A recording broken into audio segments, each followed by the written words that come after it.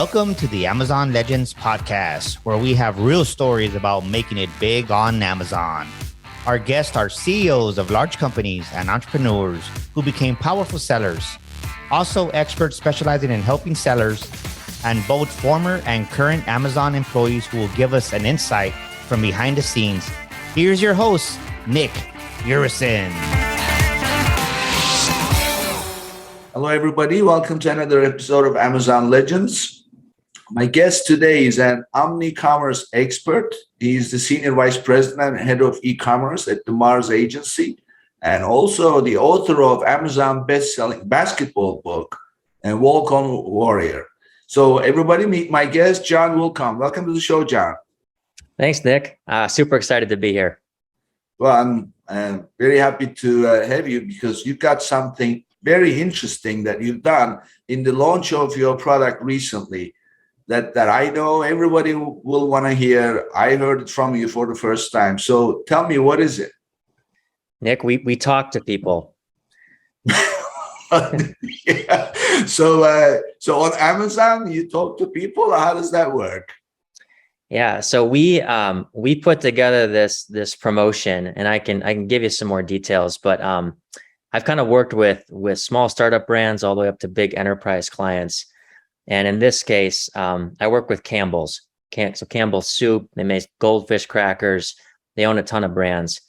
But one of the brands that they own is V8. So have you ever had V8 tomato juice? And V8 was launching a new product called Sparkling Energy, which was like a handheld beverage. And for probably 30 years, the Campbell's playbook has always been to do these in-store demos when they launch new products as a way to sample products. Obviously, during COVID, they said, well, we can't do that. So how do we get this great product out to the masses? And so I said, well, have you ever thought about using Amazon to launch this? And they're like, how are we going to sample and demo product through Amazon? And so there's a company out there, it's called Send Me a Sample, that partners closely with Amazon. And basically, you can integrate this with Alexa, and you can set up a program where any consumer can ask Alexa to send them a sample of Sparkling Energy or whatever is kind of available, and Alexa will automatically ship it to you. And so, long story short, we sent out 22,000 samples in 22 days, and which was awesome. But what was even cooler about this was that, I think a lot of people on the Campbell side were like, wow, this is new. This isn't going to work. Like, what's the net effect of doing it this way? Like, they almost couldn't wait to bring the demos back into stores. But when you have a sample in a store, you take a sip of a beverage and then you throw the cup away, and you either usually buy or you don't buy, and then you walk out of the store. But in this case, we got all these stats back that 24% of the people that received a digital sample posted something on social media. So we had people posting pictures and tweeting and making TikTok videos of these, cans. And so there was this monster halo effect. And so the amount of people that heard about this new V8 energy drink was in the millions. And so Campbell's was actually super impressed at like, wow, like, we really didn't spend that much. We got this monster halo effect.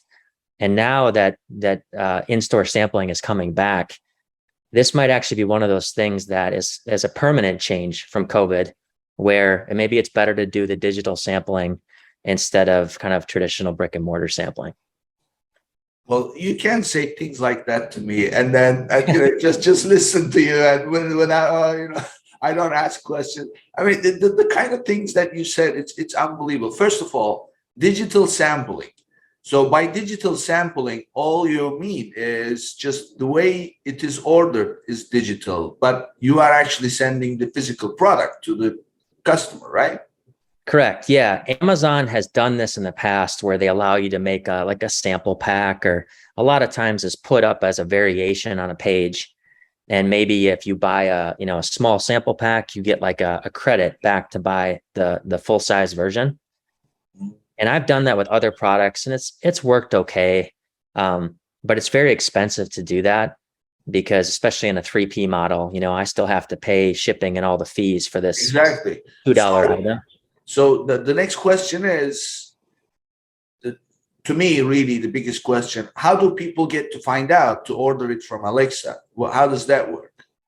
Yeah, so you can ask Alexa right now. In fact, I unplugged my Alexa on purpose so that I wouldn't be getting feedback here in this call, but to send you a sample, and they will talk to you and tell you, that the sample available now is XYZ. And so because this is, we kind of kicked this off, and now other manufacturers have kind of jumped on this bandwagon. And so it's interesting now, like typically, they'll run till the samples are gone, but usually every month there's a different product that you can order for free, and they will just automatically send you a sample. And again, it's processed and shipped, through your Prime account. And how does the consumer find out that they can order it from Alexa? So I think Amazon has like a page where you can find out kind of what's available. We were super proactive in that we did a bunch of banner advertising on Amazon, off Amazon, through DSP.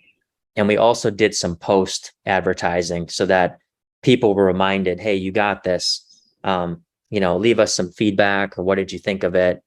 And so, every brand is a little different. Some people they put the samples up, they send them out, and there's really not much of a feedback loop there. But so you mentioned the company called Send Me a Sample. Is that it? Yes. And what is their role? So Send Me a Sample is the one that actually helps coordinate the shipping.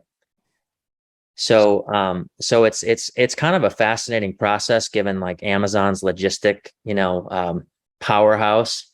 But because it's such a maybe specific program, I could see Amazon bringing this in-house at a certain point where everything again flows through their facilities.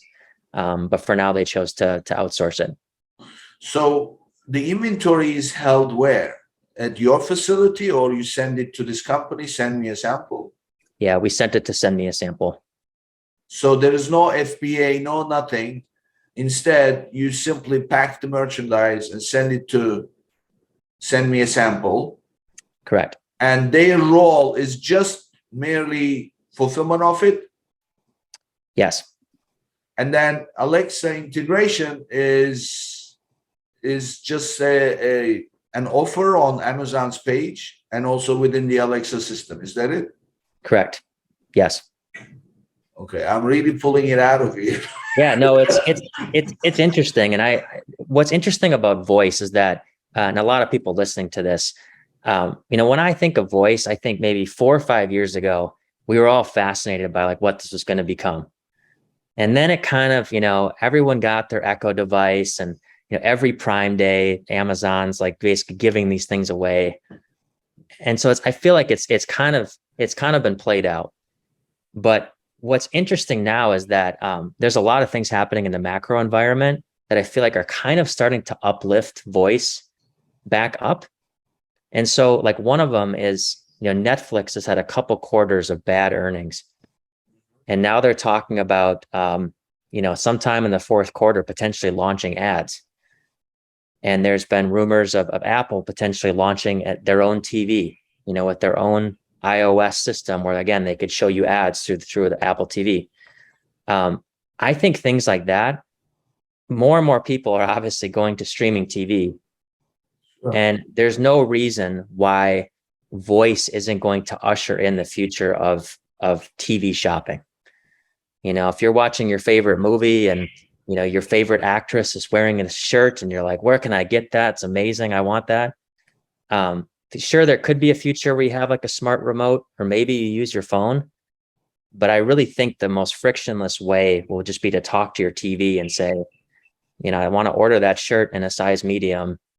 And, whoever is basically in charge of that back end, whether it's, Amazon Fire TV or Roku or Netflix, they're going to have to figure out then how to get it to you.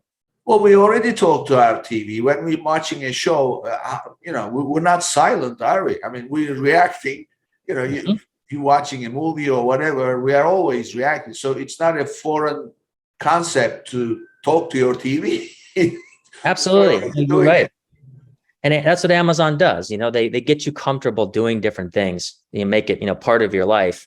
And then all of a sudden, again, we're used to talking to the TV and telling them what we want to watch. And then eventually we'll tell them what we want to buy and maybe what we want to eat while we're watching TV.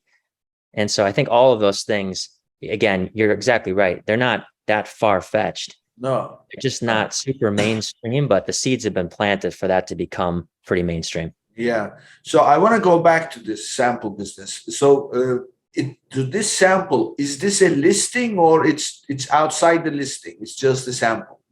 It's just a sample. So it's outside the listing. Outside. So there is people cannot leave a product review. They cannot rate the product. They're just simply experiencing the product, but it's the halo effect that you're counting on, where they basically create the buzz. Correct. Yeah. I mean, this is one of those where you have to have some scale here. I wouldn't recommend doing this if I was kind of a small, medium-sized seller. This is something that when they said, hey, how do we get 20,000 sample units out as quickly as possible? And so, at scale, it's like, well, this is a way to do it. And so yeah, you could still offer, a sample vitamin pack or a sample as part of a listing. And a lot of people still do that. I just think what often happens is they end up pulling that variation off because it is really unprofitable and they don't want to sustain that. They only want it for a limited time. Yeah. So as far as the inventory aspect of it, so you really ship the inventory off to the send me a sample. And so, because that was going to be my question, how do you actually plan for it? So in this case, you went in knowing that this is what you wanted to do. Here are the 20,000 samples, just get it out. So that was the plan. Okay. Yeah. And that's a good point because, just like traditional FBA inventory, I went into this knowing I've got X number of samples that I want to distribute versus if I had it set up as a variation, maybe I send, let's just say I send 1,000 in. Well, yeah, you can't. Yeah, I mean, unless you are already there, you've been doing this long enough. You have a limit, right? So they won't take that many. Exactly, they won't take that many, and also I'm not guaranteed to then get them out. If nobody orders them, then I'm stuck with all these units that are collecting storage fees, and I'm already losing money if people claim them. Yes. So my bill starts to grow. Yeah. Okay. So it's purely to get your sample out and then create the buzz. And then you can also offer benefits associated with that sample. Like if you want to place an order, can you offer like coupon codes and things like that? You can. Yeah. Yep. Absolutely. So, I mean, it's interesting because, this is kind of a sidebar to some of the current Amazon policies. So probably 6-7 years ago, I used to do a lot of FFP packaging. And within that, I used to put in kind of custom claim cards or coupon codes or things into the packaging. And now that's against Amazon policy. But a lot of sellers still do that, as whether it's to solicit a review or to kind of make you aware of other products in the line. So it's kind of an interesting way to somewhat supersede that policy because you're technically shipping it through send me a sample as opposed to Amazon. Yeah.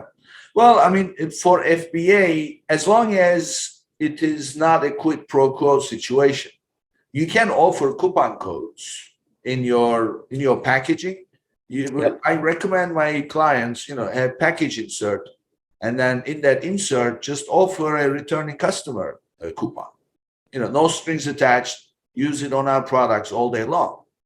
So that's not against the TOS for Amazon, right? You can do that. Yeah, no, it's kind of a gray thing. I mean, I think a lot of it comes down to you can't materially change the dimensions and the weight. So again, a small coupon code or piece of paper isn't going to materially change anything about that unit. So yes. Yeah. Yeah, so it's all about trying to get the most out of a sale because you're paying Amazon commission. So you want reviews, So doing things like, leave a review and then we'll give you, those are an absolute no-no. Of course, some people do it, but then they get caught. Also, they don't even like, asking for what kind of rating you want. You just want, the best way to put it is, for the listeners' benefit, is just give us your honest feedback. That's it. That's all. That's the best way to ask for it. But this is very interesting, John. I mean, I learned this, when you first told me, and what I love about how you told me this, like, you're sitting there quietly, and then we've done these things, like, I'm hearing. It's like, I just had a glass of water and we just shipped 22,000 samples. It's a complex thing to set up, but obviously, I mean, 1 million people talking about it. It's a huge deal. Campbell must have engaged you now for life. Yeah, I mean, what's amazing? I think this kind of like sums up the Amazon ecosystem, which is just like, there's so many courses on kind of the basics, and you do this, and this. But as you know, and everyone that listened to this call, it's never a straight line. Never. It's this like jagged process, and it's all over the place. And even when I launched my book in 2018, people are like, well, what did you do, and how did you generate reviews, and how did you get this thing to rank high? And it's like, if I were to even try and write down all of the things, I probably couldn't do it, because I tried so many things. I tried so many external traffic driving sources. I messed around with the content. I was constantly testing, my bullet points and just what kind of resonated with my audience. And I think that's the name of the game, is if you have that kind of test and learn mentality. Obviously, that's a little harder to do if you have a monster catalog. But that's what I've always found fascinating about Amazon, is it's like the one place where you can kind of still be a bit of a hacker versus, some of the other websites now that I work with, whether it's a Target.com or Walmart. It's a little bit more cut and dry in terms of like the levers you can pull and like the actual like organic impact you can have, as opposed to just like spending more money. Yeah. I mean, where the secret is, I found with Amazon, as you put it, it is never simple. So people say to me, well, can you just give it to us and just make it simple? I say that there is nothing simple with Amazon. Nothing. Mm-hmm. The easiest thing, you own the listing, you are the brand owner, you have brand registry, your seller account, you log in. We just want to change the title. Just go change the title. It may not work. Mm-hmm. Yeah. So, I mean, the amount of cases, to change the title, for example, it's like I put this through 15 times, and, it just happened to go to one person who said, oh, that's okay. And then it magically shows up. And so, the frustrations, and I think knowing that stuff, and then, when you think about building a team, and even like my evolution in the space, like I never overlooked that stuff, because you might have a 22-year-old straight out of college that's just like, I'm doing this right and it's not working. And it's like, it happens that way, and it's almost good for them to see that, because that's just reality of the space. Yeah, exactly. I mean, I tell people, they come looking for answers, or they need to do something and it's not working. And I say, look, wait a minute. You have to step back. This is not about knowing what to do, what is working, that's nothing to do with that. This is a mindset. You need to change your mindset in terms of things going wrong. That's what happens. You need to accept it. Things will go wrong.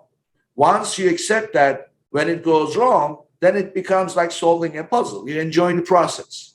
You can't get frustrated, because then that will get your brain to be working in a different direction, and you won't find the answer. So that's the name of the game. You have to enjoy the process, as frustrating as it can be. But the minute that you accept, oh, there is something here, because there is a chance that you may learn something in the process, and that becomes your strength, then you can keep applying it over and over.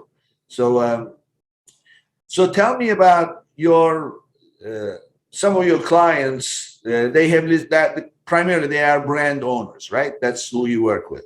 Yes. So tell me about some of the analytics that you use for, because it's all about data. So what are you looking at to make these listings successful? Yeah. So we use a lot of different tools. One company that is kind of an upstart that I think really does a good job is called Analytic Index, and they're based out of Utah. One of the reasons I like them is that in my job today, so for maybe 7-8 years, I was just focused on Amazon. And then it kind of started to evolve where, more and more clients and even just the evolution of my job, it's like, hey, you got to focus on Walmart and Target and even Kroger.com and some of these last mile delivery channels. Like, what are we doing with GoPuff, for example? And so that's kind of opened my brain up to just, I need to find tools to help with some of these channels above and beyond Amazon. But one of the reasons why I like that is that it gets at things like, your share of shelf and your share of voice, and also like where you're ranking on the page. And one of the things that I think is fascinating, and this is maybe a bit depressing for a lot of the people listening, but for years we talked about being on page 1, and now we're kind of talking about being on the upper half of the page, above the fold. But now it's like you almost have to be in the first row. I read some research that said 75% of people click on the first product that they see, and 70% of the sales happen in the first row. So the first 4 items. Wow. So it's like, wow. I mean, even if I'm doing an amazing job and I'm in 6th place, I'm really only going after that other 30% of the pie. So, that's an interesting conversation. I think like 4 or 5 years ago, when we talked about bidding on branded search terms, we always kind of looked at each other and said, well, maybe it's good or maybe it's not. Will we get the sale regardless if we didn't bid?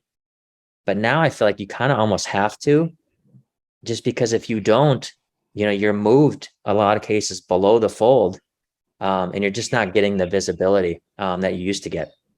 Well, I heard also a different viewpoint. I wonder what your take on it is. So basically, they say that you don't want to be the first listing. You don't want to be right at the top, because that makes you a target. And then people will start hacking your product. And then the next thing is you've got competition, because as you know, there's all these Chinese companies always trying to figure out. And then there's these entrepreneurs and all people outside the US. They see the US marketplace, that huge opportunity. They're constantly looking for opportunities. So if you are right at the top, they say you don't want to be there. You are better off being like middle of the page, not second page, but middle of the page, but appear around the middle of the page for several keywords. So that way you're flying under the radar screen, but you have almost like a broad-based approach to generating revenue. So what is your take on it? I think that, kind of going back to what you said about data, it's kind of like an economics 101 project where you say, okay, if I'm in the first spot, to your point, what am I going to have to pay maybe over 6-12 months to stay there?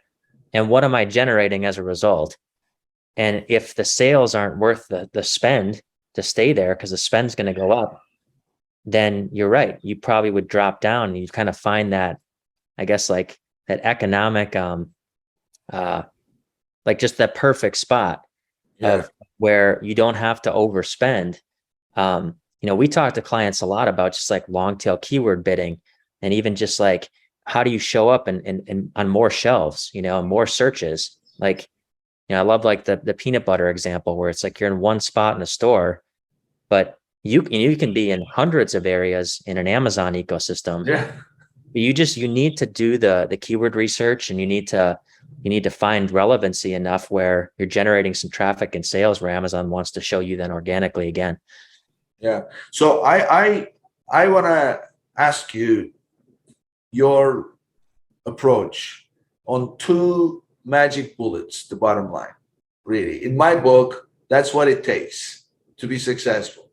And both of them are numbers. So one is, how do you up your click-through rate on a keyword? What is the secret? Because as you know, You start at 1%, but if you make it 2%, you doubled your exposure, right? Hmm. So that's one. So if you figure out a way, and I'm not necessarily talking about paid ads. I'm just asking, you showed up in a search, page 1, page 2, page 3, who cares? You showed up in the search and somebody's looking at it. How do you up your CTR? That's one. Bullet one. Now you fired the first bullet. The second bullet is conversion rate. They landed on the page. I'm not talking about advertising conversion. I'm talking about your page. That's the home. The buyer landed on that page. What is a good conversion rate and how do you increase it? So those are the two bullets that will basically get you the success you want. Because if you up the, first of all, if you up the click-through rate, you're bringing more and more people to the page. If you up the conversion rate, you're generating more orders. Now, with that conversion rate being high and order flow going up, you're going to automatically rank for the keyword that brought you to that page and your organic rank. So you don't have to really, I mean, you always have to keep spending money on advertising. That will never go away for good, but it will start to become less and less necessary to generate your sales. So how do you up the CTR and up the conversion rate? Those are great questions.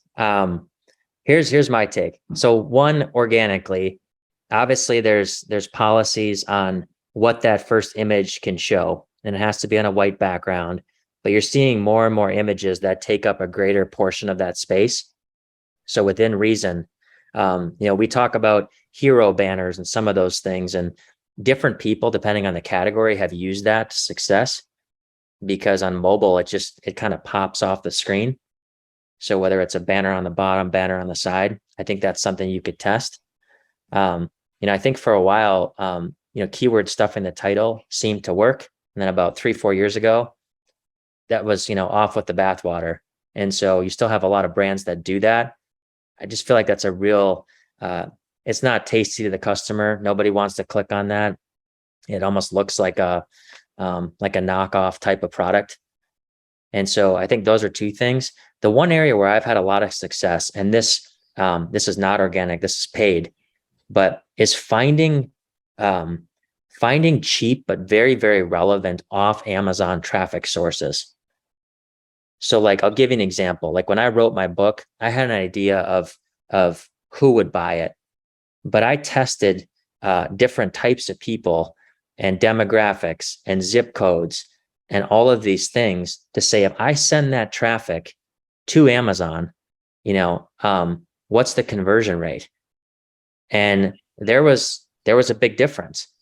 And so being able to like arm yourself with that data and say, okay, now how do I scale this? How do I find maybe more even zip codes of this type of person? To me, that's a really smart thing to do. But I've tried everything. I've tried Facebook and Instagram and Twitter and Pinterest and LinkedIn.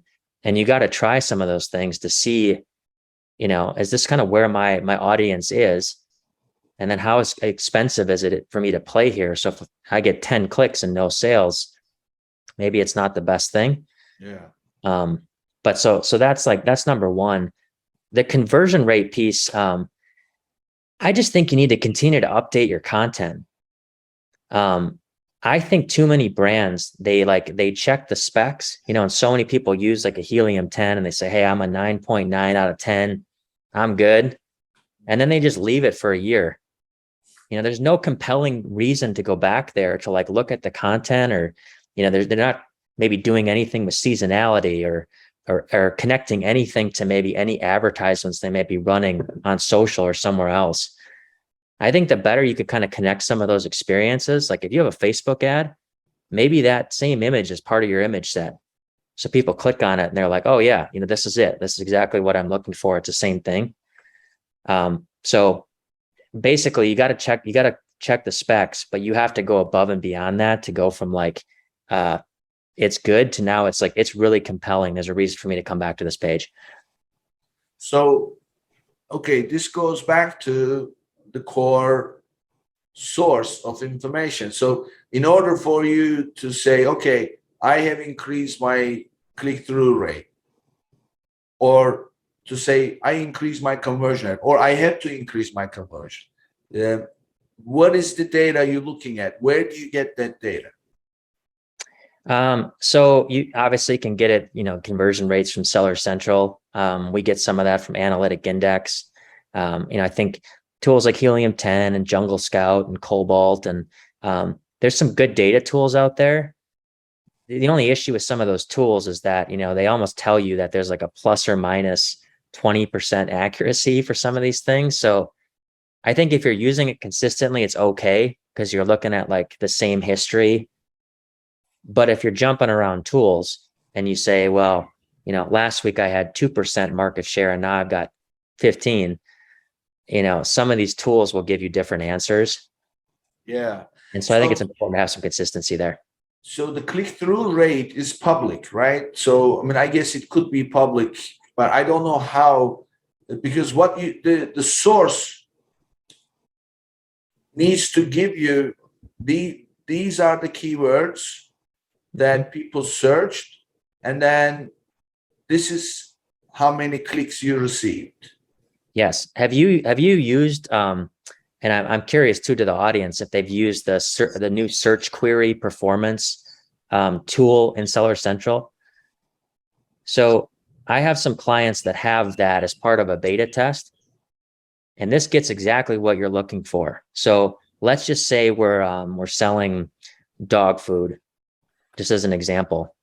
If someone types in dog food, it will show me the total number of searches for that in a month. And it'll show me the number of impressions, clicks, add to carts, and purchases from my brand. So it's for the first time, it really is that it's the real data from Amazon. And what is it called again? It's called search query performance. Search query performance. And that's available in Seller Central. Correct. Yep. I'm not that the clients that I have all have it. So I think it's pretty much an open beta, but if you don't have that, I would encourage you to search around or maybe see if you can get on the phone with someone from Amazon to get into that, because that is really the source of truth, to your point of, I know exactly like how many clicks I'm getting out of the total. Mm-hmm. So I'm assuming you have to be brand registered, obviously. Correct. Yeah. Yes. So, but this is data that I'm assuming you go in and then you put the start date and the end date, and then you download the report, right? Yes. Okay. Okay. So I smile. Listeners cannot see this. I'm smiling. I'll tell you in a second why I'm smiling.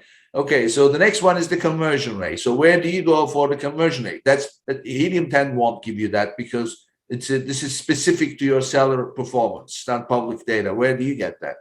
Yeah, I mean, I typically take like my number of unique sessions by my number of like units sold, and I convert it. I basically use that as my conversion rate. And where do you get that information from? From Seller Central. But so where?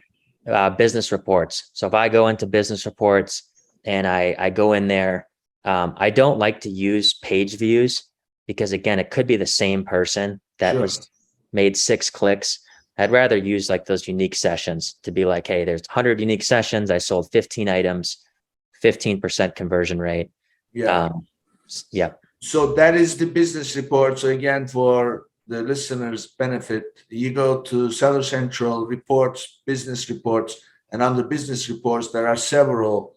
You need to click on detailed page, sales and traffic per child, right? Because you want to look per child. And that report will give you exactly what you're talking about. You're going to have the page views, you're going to have the sessions, and then it actually gives you the conversion rate.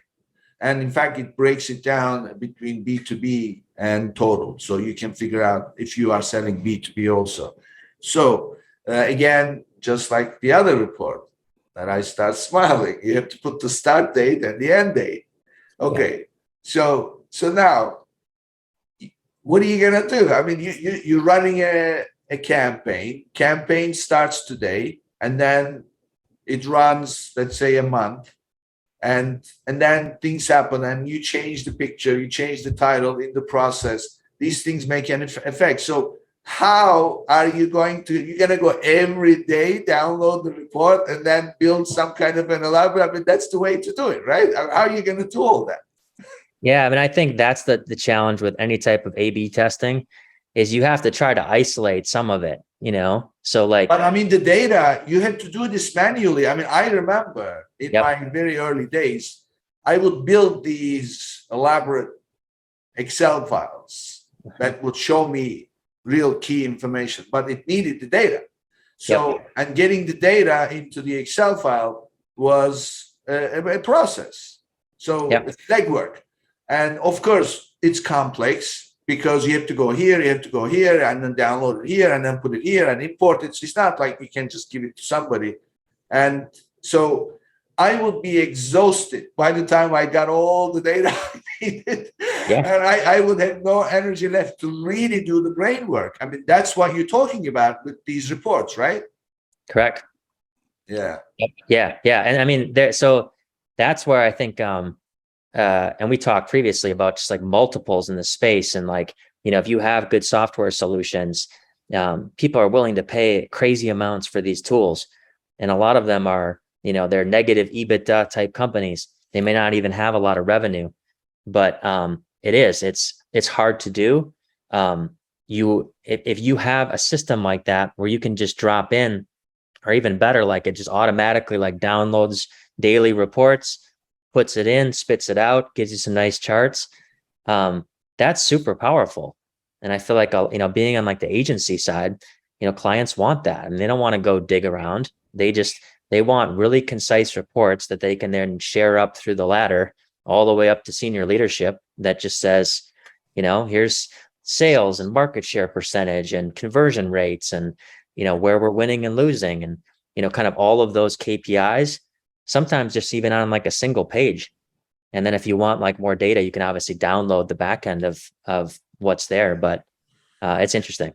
Yeah. But I mean, thank you for really spelling these things out because first of all, I like hearing the stuff that really is valued. So what we just covered in the last 10, 15 minutes, those two things, they are key.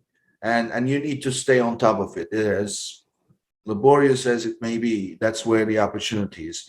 So let's take a step back and look at the big picture of running an Amazon operation. So talk about the team in a company and talk about it as like startups as well as growth mode. How do you organize a team that will make an Amazon operation a success? What are the roles and responsibilities in that team? Yeah, you know, it's interesting because I started my career at Kellogg's, big company, and I like worked my way up there. And a lot of these big companies still have kind of like a center of excellence type of model where, you know, the sales and marketing teams and everyone kind of goes to that center for help. But then they still depend on their like local retail teams to execute. As you know, the challenge with that is like, I could tell, you know, the Amazon or the Target team or the Kroger team, everything that they could possibly need to know, but they, at the end of the day, might say, hey, I don't care about this, or B, I don't really understand how to do it, or, you know, C, I'm not getting bonused on this. So, you know, maybe next year. So there's a lot of challenges from a big company perspective. And what we're starting to see is that more and more of those teams are starting to get integrated into the actual teams. So like you have a person in Minneapolis that, you know, helps train, bring the Target team along, but like everyone needs to learn how to speak e-com. You know, it's got to be part of kind of your tool belt. It's interesting on the agency side because you have a lot of agencies that give a lot of advice, and then you have some that are a lot better at actually executing. I've always been a doer, It's like, don't pay me to tell you what to do. Like, let's get it fixed. And so if we need to just support you from a supplement work style, that's fine. But it doesn't do me any good to tell you all this stuff. And then 2 months later, it's still bad. So what I'm hearing from you is don't have people just who will tell you what to do. Just bring people who will execute, right? or bring people that will help bridge you to that. So maybe they fix some stuff for you. Maybe they teach you how to do it. And then you just say, hey, I'm ready to take the reins and run with this. But I think like a pure consultant sometimes, especially for smaller brands, is never the best model, because, a lot of those brands, startup founders, they've got 1,000 things to do. They just need a really solid Amazon foundation. And they need to get some sales and conversion and reviews and some traffic. And you need people to do that, as opposed to just me giving you a playbook on how to do it. Well, you said something just a minute ago to me, really, that is such an important piece of it. As yet, if you don't have that, everything else kind of falls apart. And you said everything has to speak e-com. It's a language. So I take that as the culture in the organization. You need to have that dynamic culture where you have people who love learning new information, who will shake the status quo and try to make things happen, and who will execute. I think that is the essence of it. If you have that kind of an approach, then the culture itself will take care of the issues, because someone who does not just settle for the status quo and who likes to get things done, and they are up to date with their approach, their language, whatever, they're going to get results. Otherwise, they are gone. I mean, that's the danger. If you create that environment, but as the leader, you don't maintain it, you don't encourage it, you don't reward it, those people will be gone, because that's what they gravitate towards in the first place. And if it's no longer there, they are done. And unfortunately, that's the biggest challenge that I see, because it is in direct conflict with job security. And I have clients, egos play a big role, and job security plays that. I don't want to do anything different. This is working now, and just leave me alone.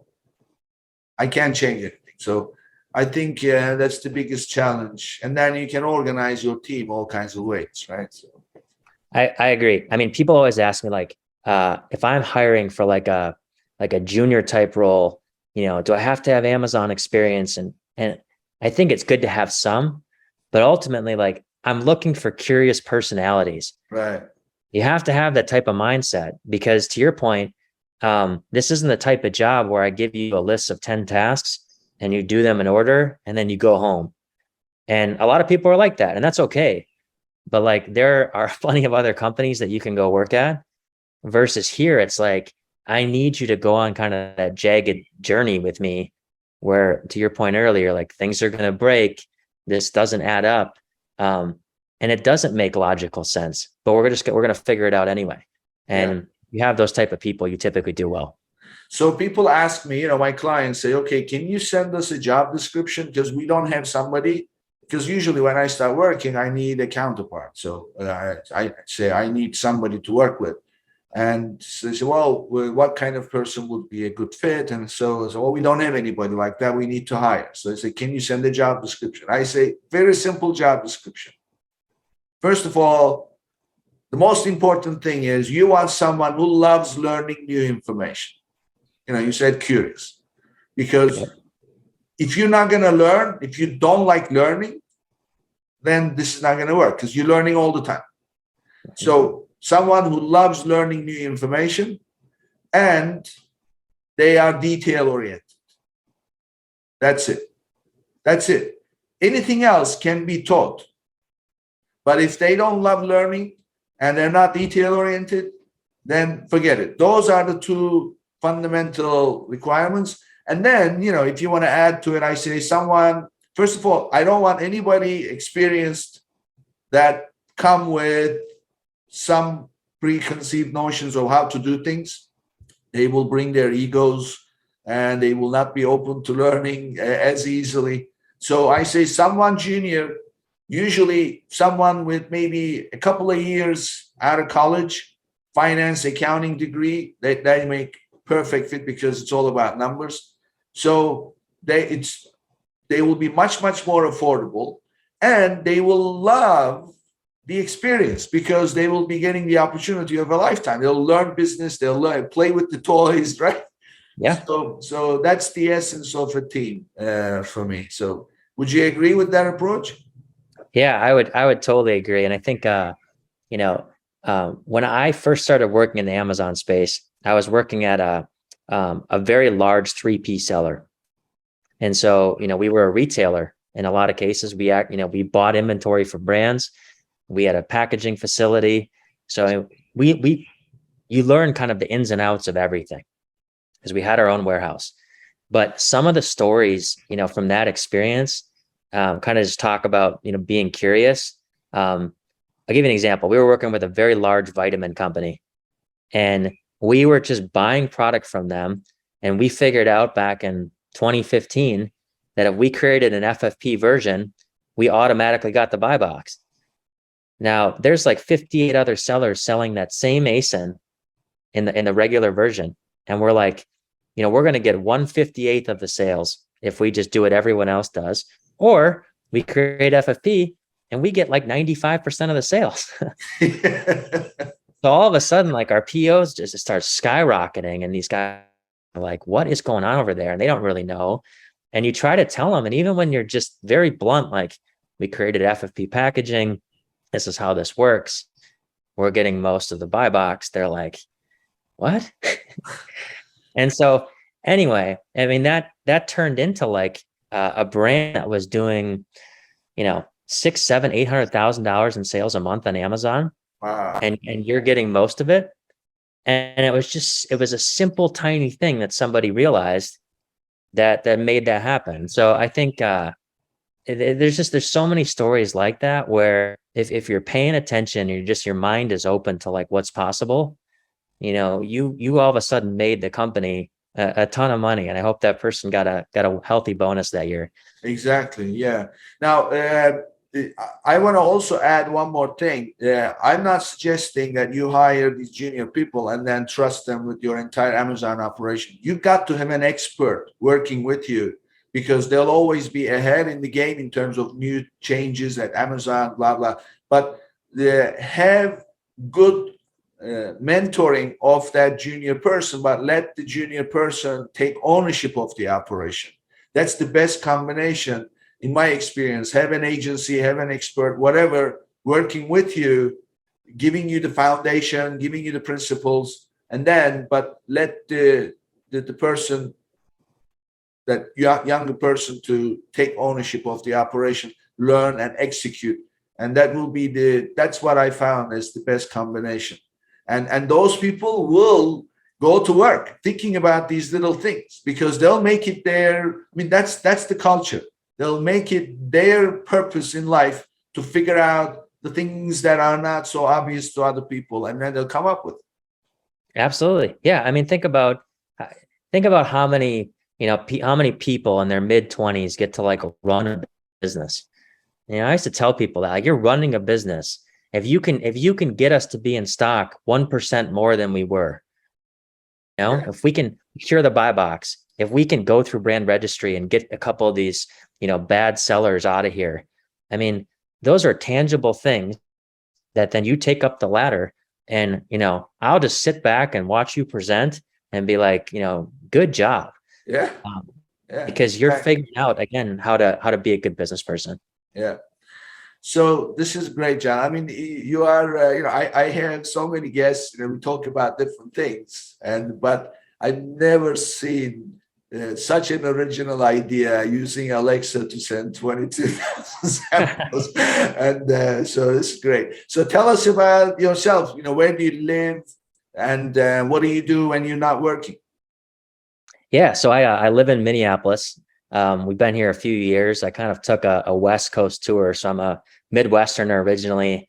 and then worked for several companies on the West Coast, and then kind of came back a few years ago. And so my wife is a podiatrist, and so she talks about feet all the time. So it's one of those things where, it's easy to kind of leave the dinner table and go play with my kids some days because I don't want to talk about feet anymore. But yeah, no, I love to play basketball. I was a college basketball player, and that's what kind of led to me writing that book. And it was such a special time in my own life because the book was kind of about like my own journey, but I was also at a point professionally where I knew enough about Amazon, and I had helped kind of hundreds of brands, and it just kind of coincided with like, I finally finished this book, and it took me 13 years to write this book. Oh my So God. I started writing it, and then I just let it go for years. And then my wife was in medical residency, so she was working hundreds of hours a week, and it was just, she's never around. So I'm like, what can I do in these 3 years that could kind of add some meaning to my own life? And for whatever reason, I couldn't get away from that book. So I went back, finished the book, but then I also looked at myself and was like, I know a lot more than I used to about like how to sell this stuff. And so, then it just became kind of a fun, side hustle for me to pull these different levers and do all these tests and, experiment with all of these media platforms. And so it's amazing what you can do on your own time that then eventually kind of translates to like client conversations, where people are asking me about, well, what do you think about Pinterest ads and running things on TikTok? And it's like, I know some of that just because I've done it for myself, and I'll give you an honest kind of assessment. So yeah, between that, I've got 2 little girls, so they keep me busy as well. Well, so, but what really stands out is curiosity that you have for things that you don't know. I think I'm seeing that as a driver, as the driver for a lot of the things that you're doing, like, writing the book and playing with different ways, looking at data and things like that. So, would you agree that curiosity is your main driver? Yeah, I think that's kind of a constant battle that a lot of us fight as we get older, is we kind of revert to like what we know, and we want to kind of stay in a safe place, and we're experienced and we're knowledgeable. But that's why, even myself, I love being around younger people sometimes that are like, well, have you seen this? And have you tried this? And it's like, no. And sometimes I laugh, but then I think, well, that was me 15 years ago. And I think that's awesome because you're right. We should look at it and we should have a point of view. And I think that's the type of thinking that kind of makes the world go around. And, it's fun to be around people like that. And as we said, so if you're thinking about building a team, think about the energy you want to kind of surround yourself with. If it's a bunch of yes men, yes women, Yeah. versus the people that challenge you and say, why are you doing it that way? I love that. Well, people, I love history and I love politics. So people ask me, standard question, who's your favorite president? And I always answer George Washington. And they say, why George Washington? And because this is the man who could have been the king. And then he relinquished power. And he said, and also he made a rule, which was not really put into the Constitution until much later. So he had no ego. He had accomplished so much. He could have done anything. He could have been anything. And instead, he went totally the opposite way. That's not how people are. So those leaders, they like surrounding themselves with a bunch of yes men. They don't like being challenged. So it's unfortunately, that's the human nature. They like, because it threatens their power and makes them look bad. So I think this is the responsibility of any leader, really, to do exactly what you said, but it doesn't. So where do you think that come? Were you a curious person growing up as a child? Did you get told off for being curious and then you completely went? That happened or not? I don't know if I was as curious as I was just kind of competitive. I think a lot of it was, in sports and stuff, you wanted to be a winner at the end of the day. And if you weren't the most like physically gifted, then, how do you find ways to, to do things differently? I think the other thing is that when I started out my career with Kellogg's said, we want to hire you for a field sales role. And I went to school in Milwaukee, Wisconsin. So I go down to Chicago for this interview. Interview goes great. And they call me up and they say, we're going to send you to one of 8 cities. Can you rank these cities 1 through 8? So I was like, great. There's all these New York and Baltimore and Philadelphia and Tampa, Florida. I would love to go to any of these. And then they call and they say, we're going to send you to Salt Lake City, Utah. And I was like, wait a minute, that wasn't on the list. And so I was like, well, okay, I've never been to Utah. And so I go out there, I'm kind of like on my own. But similar to this Amazon conversation, like I had a sales territory of like 6 states, and they gave me a company car and a gas card and just said, we want you to go and sell all these places, Kellogg's products. And so I just kind of learned to hustle, and you just learn, like, if I see more clients or if I develop relationships with some of these bigger clients, like ultimately I'm just going to be measured against the other 50 sales reps in the United States, but there was never any feeling that just because John's 22 and Mark is 55 and has done this forever, that John doesn't have just as good of an opportunity to have a good year. Mm-hmm. And so I think that autonomy from like an early age, and just kind of the motivation to say, hey, you can make this whatever you want to make it. That really fueled my career in a lot of ways. Well, I will suggest to you that it's your competitiveness really pushed you. I mean, you may have learned to hustle, but you may have easily quit and say, I don't want to do this. Yep. So I remember my very first job, I was in London as a young student, and I needed to make money. And, you're not supposed to work. So it's always under the table, little jobs here and there. So, and I never saw myself someone who would do little jobs. I had computer science, but there I am. I don't speak the language. I'm learning the language and I need to make money. So they said, oh, you go to this language school, you can give out flyers and they pay you $1.50 an hour, or £1.50 an hour. So I did it for about 45 minutes because people kept walking past me. They just ignored me. Yeah. I don't want to do this. I'm not doing this. And in 45 minutes, I quit, never went back. So, but you did not. You just stayed with it. That was your competitiveness, I think, that did it. This is great, Sir John. So I want to know what drives people, and it opens up a lot of different ways to, get to know the person and have a conversation. So tell us how people can reach you, give us your website, email, anything you want to share. Of course, we will put on our website and YouTube when the episode is published, but give us your contact information. Yeah, I mean, the best place to reach me is probably on LinkedIn. I post a lot of e-commerce content for various retailers and obviously lots of Amazon stuff. So would love to debate and just, talk on LinkedIn. I'm also on most social media networks. And then my book, Walk On Warrior, is available through Amazon. Great. Thank you, John. This was great. I just cannot get over 22,000 samples in 20 days. So this was great. Thank you very much. Thanks, Nick.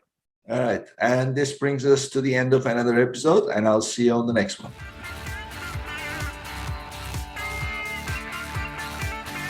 Thank you for tuning in to today's episode. Be sure and subscribe, rate, and review our show. And be sure and share an episode with a friend. And thank you so much for being with us today. We'll see you next week here on Amazon Legends.